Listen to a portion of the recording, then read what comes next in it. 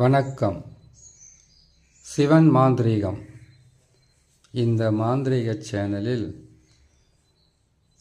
சகல மாந்திரீகங்களுக்கும் உயிரூட்டும் மந்திர ரகசியம். மாந்திரீகத்தில் எத்தனை வகையான மாந்திரீகமாக இருந்தாலும்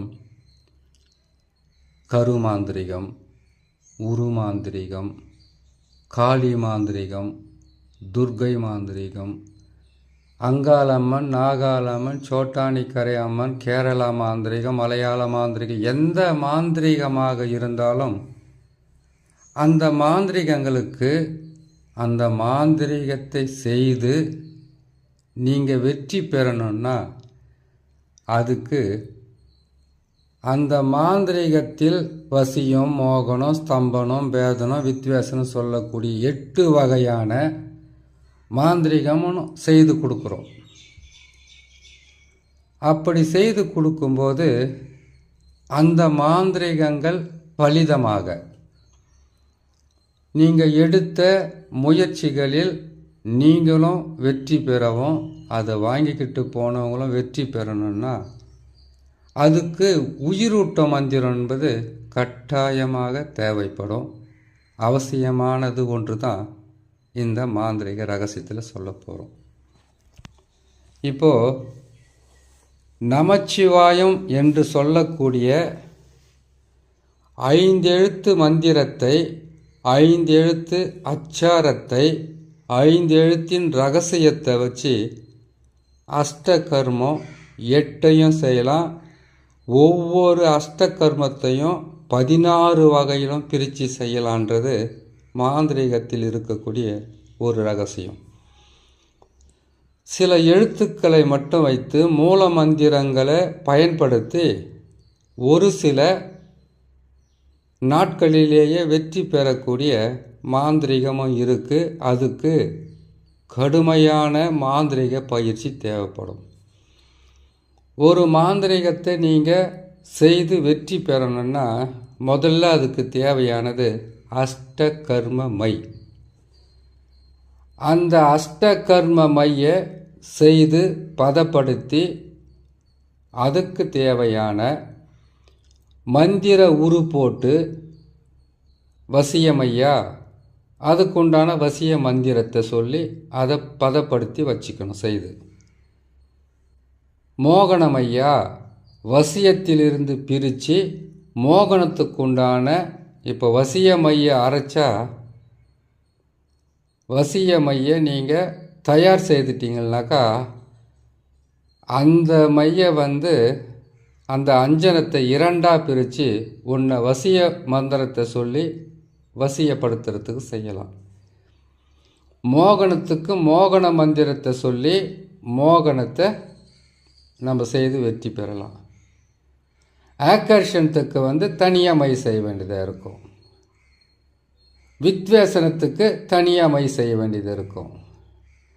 பேதனத்துக்கு தனியாக மை செய்ய வேண்டியது இருக்கும். கெட்டது தான் ஒரு கெட்ட மையை அரைச்சி 8 வகையான மாந்திரிகத்தையும் செய்ய முடியாது. ஆனால் கெட்டது செய்கிறதுக்கு உண்டான மைகளை கூட தனித்தனியாக தான் செய்ய முடியும். வசிய மோகனத்துக்கு மட்டும் மோகனம் என்பது மற்றவர்கள் நம் மீது மோகிக்க வைப்பது தான் மோகனம். அதாவது மனிதர்களாக இருந்தாலும் சரி,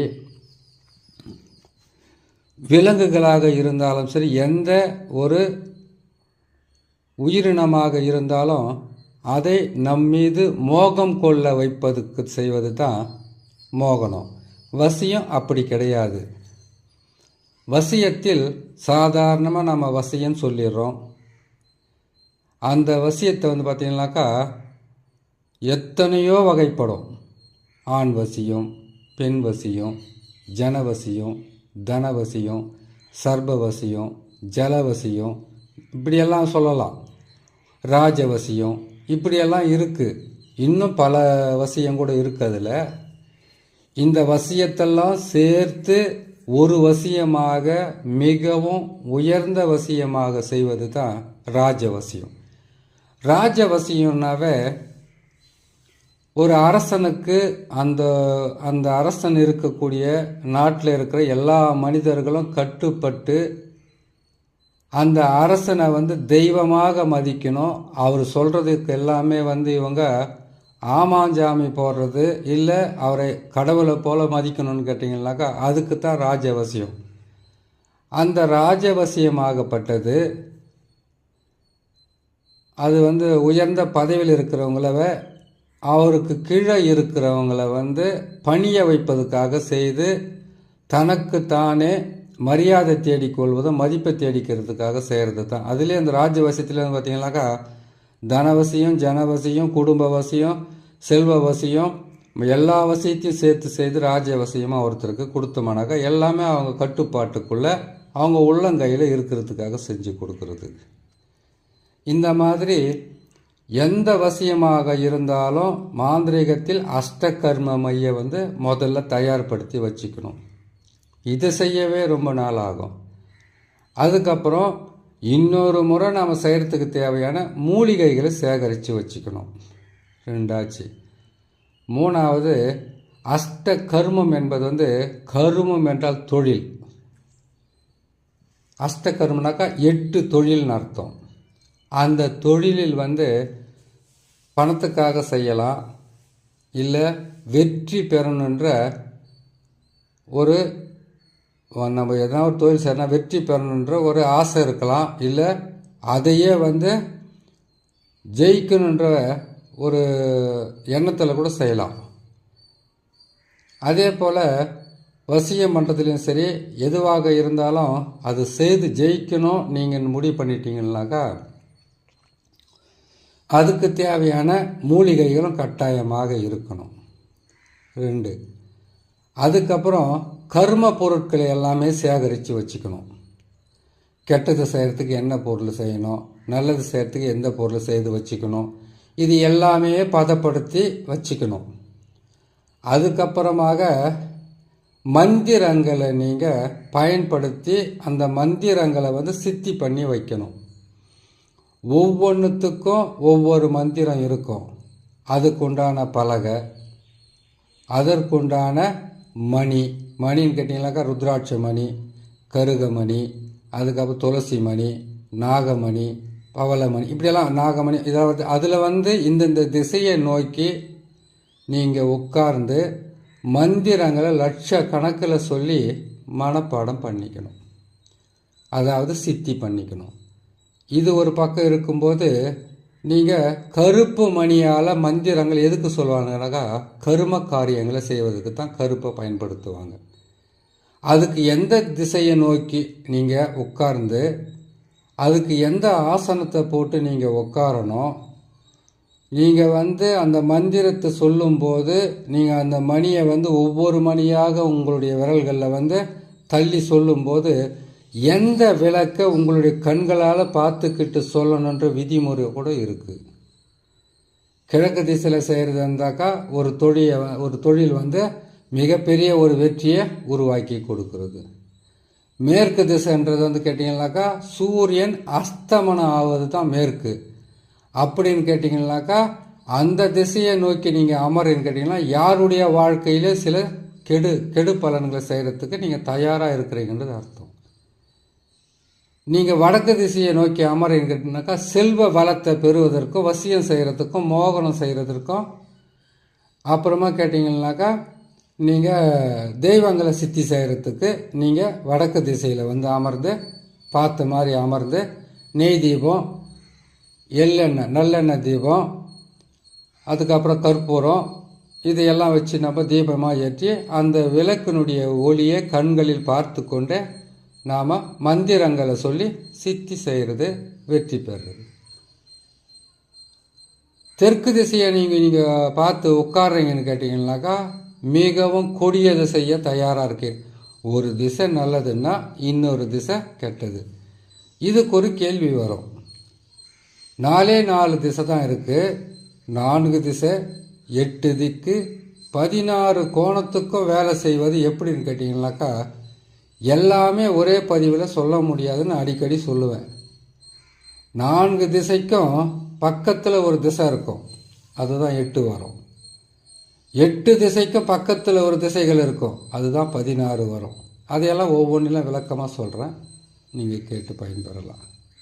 சரி, இப்போதைக்கு மாந்திரிகத்துக்கு இப்போ கேட்டிங்கன்னாக்கா மூலிகை எடுக்கிறேன்னு கேட்டிங்கன்னாக்கா மூலிகை சாப நிவர்த்தியை பற்றி நான் போட்டிருக்கேன். அதுக்கப்புறம் எந்தெந்த மந்திரங்களை எப்படி சொல்லணுன்றதை இதில் சொல்கிறேன். இப்போ கேட்டிங்கனாக்கா சகல மாந்திரிகத்திற்கும் உயிரூட்டும் மந்திரத்தை உங்களுக்கு நான் சொல்கிறேன். அந்த மந்திரத்தை இப்போ நான் சொல்லக்கூடிய இந்த மந்திரத்தை மட்டும் நீங்கள் பயன்படுத்தி வெற்றி பெறணுன்றது 100% உங்களுக்கு நன்மைகளை செய்யுமான்னு கேட்டிங்கனாக்கா, எந்த அளவுக்கு நீங்கள் நம்புகிறீங்களோ அந்த அளவுக்கு உங்களுக்கு அந்த மந்திரங்கள் உங்களுக்கு பயனுள்ளதாக இருக்கும், வெற்றி பெற வழிகாட்டும். நல்லா புரிஞ்சுக்குங்க, வெற்றி பெற வழிகாட்டும். முயற்சி செய்தால் முடியாதது எதுவுமே கிடையாது.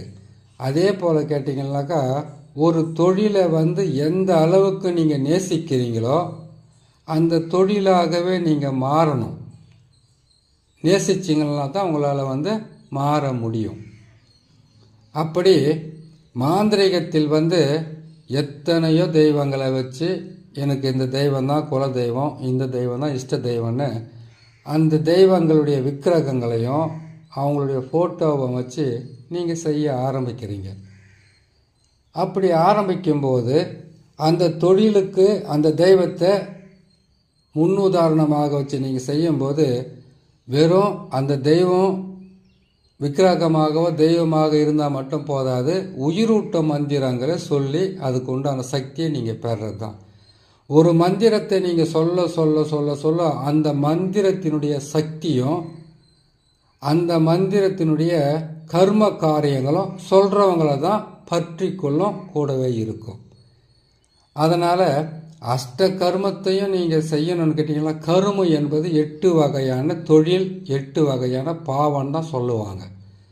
அப்படி இருக்கும்போது அதிலிருந்து நீங்கள் செய்து வெற்றி பெறணும்னு கேட்டிங்கனாக்கா, முதல்ல நீதி, நேர்மை, நியாயமெல்லாம் கடைப்பிடிக்கணுன்றதை விட காரணம் தெரியணும். ஒருத்தரை வசியம் பண்ணணுன்னா காரணம் இருக்கணும், ஒருத்தரை மோகிக்க வைக்கணும்னா மோகனம் செய்யணும்னா காரணம் இருக்கணும், ஒருத்தருக்கு பைத்தியம் பிடிக்க வச்சு அலைய வைக்கணும் பேதனம் செய்யணும்னா அதுக்கு காரணம் இருக்கணும், வித்வேசனம் செய்து பிரிக்கிறதா இருந்தால் காரணம் இருக்கணும். தவறு தப்பு இல்லாமல் அதை விலக்கி அவங்களுக்கு நல்லது செய்கிறதுக்கு உண்டான வழியை நீங்கள் செய்துக்கிட்டு போனீங்கன்னாக்கா உடனுக்குடனாக நல்லது நடக்காது.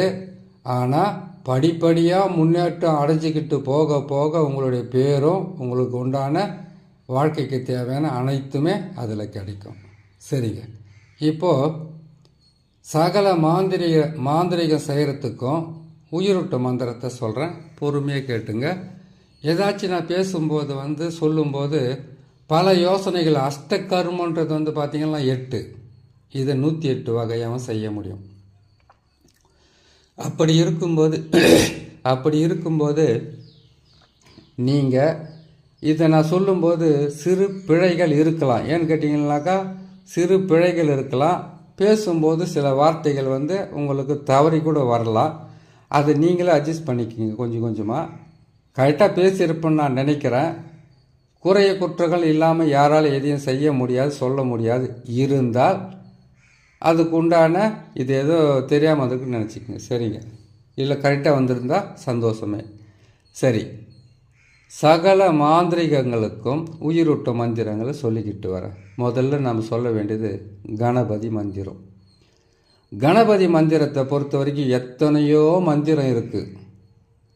அந்த மந்திரங்களில் நீங்கள் 10 மந்திரத்தோடு கற்றுக்குங்க, ஒரே மந்திரத்தோடு முடிச்சுக்குங்க. ஆக மொத்தத்தில் அது கணபதி மந்திரம். அதில் ஒரு மந்திரத்தை சொல்கிறேன்.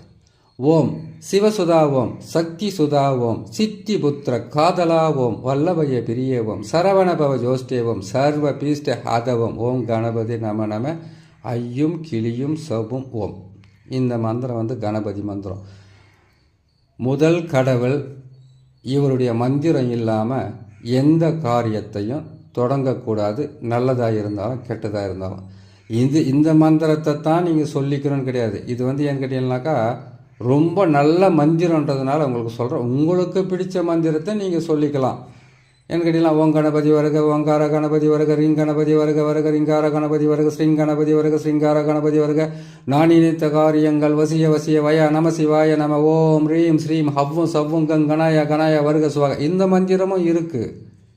உங்களுக்கு பிடிச்சது எந்த மந்திரமாக இருந்தாலும் உங்களுக்கு வந்து மனசுக்கு பிடிச்சா தான் அது மந்திரம். அதை நீங்கள் சொல்லிக்கலாம். அடுத்ததாக குரு மந்திரம். ஓம் குரு பிரம்மா குரு விஷ்ணு குரு தேவோ குரு மகேஸ்வரா. அதான் கேட்டிங்கனாக்கா குரு மந்திரன்றது தெரியாது யாருமே இருக்க மாட்டாங்க. அதனால் குரு மந்திரத்தை வந்து கட்டாயமாக கணபதி மந்திரத்தை சொல்லி முடித்த உடனே குரு மந்திரத்தை நீங்கள் சொல்லிடணும். அது உங்களுக்கு கற்றுக் கொடுத்த குருவாக இருந்தாலும் அந்த மந்திரத்தை சொல்லாமல் நீங்கள் வந்து அதை செய்தால் அவ்வளவு உங்களுக்கு பலன் கொடுக்காது.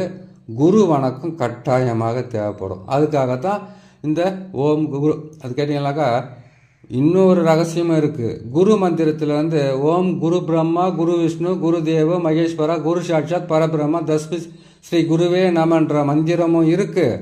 உங்களுக்கு பிடிச்ச குருவை யாராலும் அவங்க சொல்கிற மந்திரமும் இருக்குது. அதை நீங்கள் பயன்படுத்திக்கலாம். சரிங்களா? 2 மந்திரம் ஆச்சு. அடுத்தது வந்து கேட்டிங்கனாக்கா மூலிகை சாபத்துக்குன்னு இருக்குது, எந்திர சாபத்துக்குன்னு இருக்குது, மந்திர சாபத்துக்குன்னு சில மந்திரங்கள் இருக்குது. இதெல்லாம் ரொம்ப முக்கியமான மந்திரமோ இது மூல மந்திரமோ அதுக்குண்டான வழியும் இருக்கிறதுனால இது உங்களுக்கு நான் முக்கியமாக சொல்லி ஆகணும். ஏற்கனவே சொல்லியிருந்தால் கூட இதை நீங்கள் கேட்டு பயன்படுறதுல எந்த தவறும் கிடையாது. சரிங்களா? முதல்ல மூலிகை சாப நிவர்த்தி. மூலிகை சாபத்துங்களை பொறுத்த வரைக்கும் 3 மந்திரத்தில் கூட சொல்லி முடிக்கலாம். அதாவது சிவன் சாபம் நசி நசி, சக்தி சாபம் நசி நசி, தேவர்கள் சாபம் நசி நசி, சித்தர்கள் சாபம் நசி நசி, நசி நசி நசி எனக்கு வசியமாவாய் கடவை ஓம். இந்த மந்திரத்தை வந்து மூலிகை சாபத்துக்காக எடுத்துக்கலாம். மந்திர சாப நிவர்த்தி. மந்திரங்களுக்கு வந்து நீங்கள் சொல்கிற மந்திரமே சாபமாக ஆகும். இது நீங்கள் கண்டுபிடிச்ச மந்திரமோ நான் கண்டுபிடிச்ச மந்திரமோ கிடையாது. இந்த மந்திரத்துக்காக உயிர் கொடுத்து இது எல்லாம் இப்படி வரணுன்றதுக்காக சொற்களை வந்து அப்படியே வந்து ஒரு மாலை போல கோர்த்து அதுக்கு எந்த விதமான பிழையும் பாவம் வராமல் இவ்வளவு தெளிவாக சொல்லியிருக்காங்கன்னா அந்த சித்தர்களுடைய சாபம் உங்களுக்கு படக்கூடாது. ஏன்னு கேட்டிங்கன்னா மாந்திரிகத்தில் போனோன்னா ஒரே நேர்மையாகவும் கடமை கண்ணியம் கட்டுப்பாடு தவறாமல் செய்ய முடியாது. தவறு நீங்கள் ஒருத்தருக்கு வசியம் பண்ணுறீங்க, இன்னொருத்தருக்கு துரோகம் பண்ணுறீங்க. அது நீங்களாக இருந்தாலும் நானாக இருந்தாலும். அதனால் அந்த மந்திரங்களை கண்டுபிடிச்சவங்களுடைய சாபங்களும் பாவங்களும் வரக்கூடாது. நீங்கள் செய்து கொடுத்தது அதான் சொல்கிறாங்க தெரியல, எத்தனையோ பாவம் பண்ணிட்டு தான் போயிட்டு கோயிலுங்களில் உக்காந்துக்கிட்டு கடவுள்கிட்ட வணங்கிட்டு வந்தாக்கா அவங்கக்கிட்ட பாவத்தை ஒப்படைச்சிட்டு வர்ற மாதிரி. ஒரு மனுஷங்கிட்ட குறைய சொல்கிறத கூட பாவத்தை ஒப்படைக்கிற மாதிரி தான். சரிங்க. எந்திரம் மந்திரம் மூலிகை இந்த சாப நிவர்த்திகளை பற்றி மூலிகை சாபத்துக்கு சொல்லியாச்சு. அடுத்தது எந்திர ராஜ்ய வித்மகே. முதல்ல ஓம் என்ற எழுத்து கட்டாயமாக வேணும். ஓம் எந்திர ராஜய வித்மகே மகா எந்திரய தீமகே தன்னோ எந்திர பிரசோதயத். இந்த மந்திரத்தை பல ஆயிரக்கணக்கில் லட்சக்கணக்கில் உரு போட்டு ஒரு திசையிலிருந்து சொல்லிடக்கூடாது. இப்போ வந்து ஒரு 10,000 மந்திரத்தை சொல்கிறீங்கன்னு கேட்டிங்கன்னாக்கா கிழக்கு திசையில் உக்காந்திங்கன்னா 10,000. அது வந்து ஒரு வாரத்துக்கு சொல்லணும். இந்த திசையில் வந்து ஒரு வாரத்துக்கு இப்படியெல்லாம் நீங்கள் மனப்பாடம் பண்ணுவீங்க. 4 திசை 8 திக்கு 16 கோணத்தையும் உங்கள் கைக்குள்ளே வசப்படுத்திடணும். அதுக்கப்புறம் மாந்திரிகத்தில் நீங்கள் வெற்றி பெறலாம். அடுத்தது மந்திர ராஜ்ய வித்மகே. ஓம் மந்திர ராஜ்ய வித்மகே மகா மந்திரய தீமகே தன்னோ மந்திர பிரசோதயத். ஓம் என்ற எழுத்தில் ஆரம்பிக்கிறீங்க, ஓம் என்ற எழுத்தில் முடிக்கிறீங்க. இதை சொல்லி முடிக்கலாம். இது வந்து சகல மாந்திரிகத்திற்கும் அந்த கருக்களாக இருந்தாலும் எல்லா திசையிலையும் வந்து சொன்னீங்கன்னாக்கா உயிரூட்ட மந்திரமாக வந்துடும். சரி, எந்த வேலை செய்தாலும் இப்போ மை செய்கிறீங்க, நீங்கள் வந்து வேறு வந்து பாவை செய்கிறீங்க, இல்லைன்னு கேட்டாக்கா நீங்கள் ஐங்கோல மையை தயார் செய்கிறீங்க, குழி தைலத்தை ரெடி செய்கிறீங்க, எதுவாக இருந்தாலும் சரி அதுக்குன்னு ஒரு மிகவும் சக்தி வாய்ந்த மந்திரம் ஒன்று இருக்குது. அந்த மந்திரத்தை சொல்கிறேன். ஒவ்வொரு பதிவிலும் எந்த மந்திரம்லாம் எனக்கு வருதோ அதெல்லாம் உங்களுக்கு சொல்லிக்கிட்டே வரேன். இதை விட நல்ல நல்ல மந்திரம் சொல்கிறேன், நீங்கள் கேட்டு. ஆனால் இதுதான் முக்கியமானது. இதை நீங்கள் பயன்படுத்தி நீங்கள் செய்ய ஆரம்பிக்கலாம். அதே போல் எல்லாத்துக்குமே உயிரூட்டக்கூடிய மந்திரமாக ஒரு மந்திரம் ஒன்று இருக்குன்னு கேட்டிங்கனாக்கா, அது உங்களுக்குன்னு ஒரு தெய்வம் இருக்குன்னா, இப்போ முனீஸ்வரன் இருக்கிறான்னா அதுக்கு ஒரு மந்திரம், சிவன் இருக்கிறாருன்னா அதுக்கு ஒரு மந்திரம், காளினா காளிக்கு ஒரு மந்திரம். அந்த மந்திரத்தை வச்சு உயிர் ஊட்டுறவங்களும் இருக்கிறீங்க. அந்த மாதிரி இருக்கும்போது ஒவ்வொரு மந்திரத்தையும் நீங்கள் எந்த அளவுக்கு நேசிக்கிறீங்களோ, எந்த அளவுக்கு அதை விரும்புகிறீங்களோ, எந்த அளவுக்கு அதுவாக நீங்கள் இருக்கீங்களோ உங்களுக்கு நல்ல பலனை கொடுக்கும். சரிங்களா? அப்படி இருக்கும்போது இந்த மந்திரத்தை நீங்கள் மனப்பாடம் பண்ணிக்கிட்டு நீங்கள் செய்கிறதுக்கு ஆரம்பிக்கலாம். சரி, இன்னொரு மந்திரமும் இருக்குது. அந்த மந்திரத்தை இன்னொரு பதிவில், ஏன்னா இதுவே பதிவின் நீளம் அதிகமாக இருக்குது, இன்னொரு பதிவில் அந்த ரகசியத்தை சொல்லிக்கிட்டே வரேன். கேட்டு பயன்பெறுங்க.